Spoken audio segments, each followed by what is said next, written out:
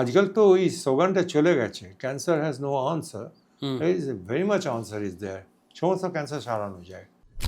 আচ্ছা, ইউটেরাসে যদি ক্যান্সার হয় সেটা কি সম্পূর্ণরূপে কিওর করা সম্ভব? ডিপেন্ড করে কোন স্টেজে ধরা পড়েছে। ক্যান্সার ইউটেরাসের তো দুটো মেইন, ইউটেরাসের মুখের cancer which is more dangerous than ইউটেরাসের বডির ক্যান্সার। আচ্ছা। মুখের ক্যান্সারটাতে আমরা এখন একদম 2 নম্বর।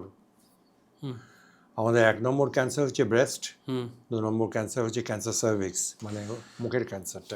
তার ট্রিটমেন্টটা যদি আর্লি ধরা পড়ে, হ্যাঁ তার ভালো ট্রিটমেন্ট আছে, সার্জারি অ্যান্ড রেডিয়েশন করলে খুব ভালো ট্রিটমেন্ট এবং অনেক দিন ভালো থাকে। লেট ডায়াগনোসিস হলে এই যে একটুখানি হোয়াইট ডিসচার্জ হচ্ছে, ও কিছু না, আমার ঠাকুমারও হতো, এইসবগুলো খুব সাংঘাতিক ভুল। একটু হোমিওপ্যাথিক দেখা আবার একটা ভুল।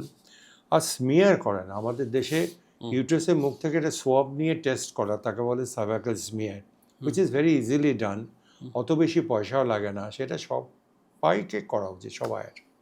তো এইগুলো করলে আর্লি ডিটেকশন হতে পারে। আর্লি ডিটেকশন হলে ক্যান্সার ইজ কিউরেবল।